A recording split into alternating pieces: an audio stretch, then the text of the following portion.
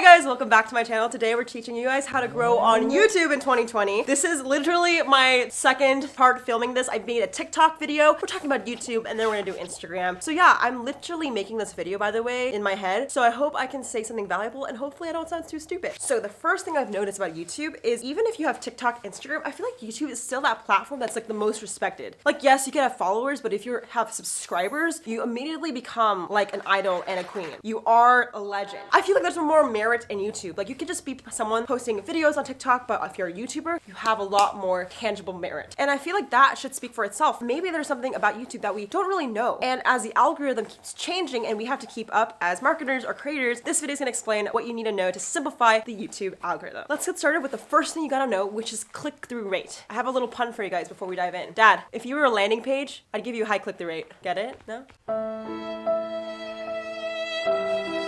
Well, and that's essentially, the higher the click-through rate, the more ideal and enticing you are to a viewer. So your goal as a creator is to make sure that your thumbnails are eye-catching. I am telling you, so many people don't understand the value of a thumbnail. When you're scrolling on YouTube, trending pages, or you're at the home, you're gonna see a title and a thumbnail. Before you even watch the video, you're gonna click on the thumbnail first. So that's why it's super, super important to have a very eye-catching thumbnail. Now listen here, right? Maybe you're like, hey Jade, I still don't know how the algorithm works. Like how does it like know what to push? Well, Sally, it's gonna be okay. Listen here. So say your video has to do with something about hair tutorial. YouTube's gonna share this video and push it on people's homepages and feeds to see if people are interested in hair videos. Now what's super important is YouTube's gonna push it to 100 or 200 people, right? But in order for YouTube to keep suggesting it to thousands and millions of people, you have to have a really good click-through rate, right? Because if YouTube sees that your click-through rate is like really low, they're not gonna keep pushing it. You have to prove to them that in the first 100 people, say 50 people click on it, right? So that's why it's super important to have really beautiful thumbnails, which I'll go into in a little bit, but that's the importance of the click-through rate. Now, if you're asking what's a healthy CTR, which is click-through rate, I would say it's around 15 to 20%. Now, I'll be honest, it's actually really freaking difficult. Most of my videos on my channel have around like a 5% click-through rate. It's not easy. The reason why it's actually really hard is because YouTube doesn't know who to suggest it to in the beginning. So for example, say you're having a haircut video, YouTube, the algorithm is not smart enough to push it to like hairstylists. Maybe they accidentally push it to gamers. And because of that, gamers like don't want to click on the video. So sometimes it's not your fault, but sometimes it could be your fault. So one of the most important ways you can look at your thumbnail to see if there's a clear message coming across. If your thumbnail doesn't have clear text, if you can't see a face, YouTube is not smart enough to know where to push it. So make sure you guys use keywords and your visuals are really on point. So for example, here's a thumbnail that maybe wouldn't do so well because it's not really easy to read and there's just too much going on. However, this thumbnail has my face really clear and a few words to tell YouTube to push it to people that maybe like hair videos, right? Because I have a picture of my hair before and after. So it's super important to realize that it has to have a clear, concise message and your face needs to be in it. It's kind of weird, but I find that YouTube doesn't like it when there's more than 2 faces. Like I had a video with 5 people in it and literally the click-through rate plummeted to 5%, which is actually really bad when you think about it. The minute I changed to 2 or 1 face, it really helped. So just be very clear in your message and the text is super important. I just quickly have to add, the reason why I've learned so much about thumbnails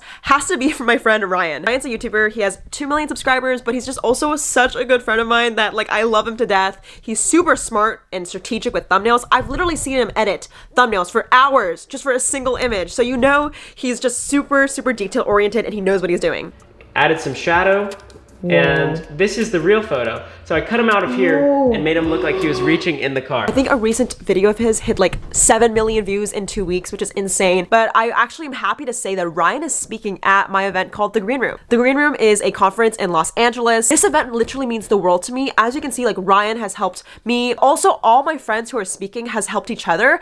And like, I really wanted to recreate this like support circle in this event. So if you guys want to ask Ryan about any questions about thumbnails, he will be speaking. If you guys want to grab a in-person ticket for the event, it's 30% off, but we also have virtual tickets. So if you can't come to LA, don't worry, grab your tickets, but it's ending in 2 weeks. So go grab it if you haven't already. And I can't wait to meet you guys. Okay, let's go back in today's video. Now, once you figure out a really, really eye-catching thumbnail and really good title, you need to make the video watchable and hopefully have people stay as long as possible. So then we're coming into what we call watch time. I'd say click-through rate is a little bit more important than watch time because if people don't click on your video, then they're not gonna watch it. But watch time is just as crucial. social, right? Similar to what I said before, if YouTube sees that people are staying for a long amount of time, they're most likely going to push it to more and more people. A really healthy watch time is around 40 to 50%. Now, I'll be honest, again, it is really hard to do that too. You have to be a really good storyteller. You have to keep people engaged. If you guys would like to see a whole video about storytelling and creating an engaging video, let me know and I can break it down in the future. But my main summary to make really high watch time content is a really good beginning, middle, and end. You want to basically make sure that throughout the video, people know why they need to stay to the very end. Is there a really big problem you're solving? Are you making the viewer feel like they're part of the story, right? So whether you make tutorials, vlogs, make sure you ask yourself, like, why are people staying to the very, very end? And once you understand that, then you can create content and put footage that makes sure that it supports that story. So I'll give you guys an example. This video right here has a watch time of 25%. And the reason why it was so bad and not a really healthy watch time was because I was literally talking for the first 3 minutes about something completely irrelevant. People clicked off, they didn't give a shit. However, this video that has a watch time around 45% was straight to the point. I dove right in and I made sure I gave the audience value as soon as possible. So honestly, if you can learn anything about watch time, just shut the fuck up, get straight to the point, and then you might have a better chance of having a higher beginning and end watch time. So now you're probably like, okay, Jade, it seems like a lot of data, a lot of analytics. How do I get started as a beginning YouTuber? Now, if we're starting with 0 views and 0 subscribers, I'm telling you, none of this information will be actually helpful because you need to fail and try a lot. I personally have made over, I would say like 400 to 500 videos in my, I guess, career. And I definitely had really shit videos. Like my first 100 videos were super, super bad. So if I can give any recommendation and my main takeaway to anyone who maybe is still confused, seriously, just make a lot of videos, make 100 videos that are mediocre, not the best, and then reflect and look at the data and see what you can take from it. I think too many people want to optimize too early. And I'll be honest, this video is actually not helpful at all if you don't even have a video. So my message to you guys is to go out there, make a YouTube video. It's okay if it sucks. It's okay if you don't have a good watch time. You can always go back and reiterate. And I believe all success is learning from your mistakes. So don't be afraid to fall on your face a few times and learn from that. So with that being said, I want to shout out to the comment winner. Shout out to